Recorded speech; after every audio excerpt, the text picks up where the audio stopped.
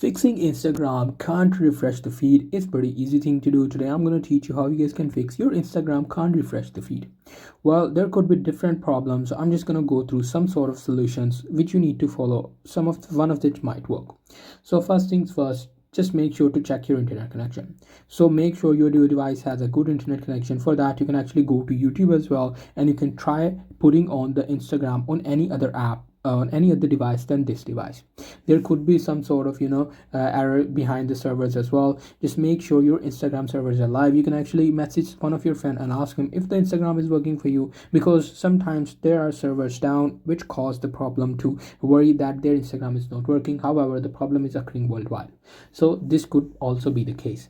However, if there both of these things doesn't fix, you just have to uninstall it. After uninstalling it, install it back again from your Google Play Store or your App Store.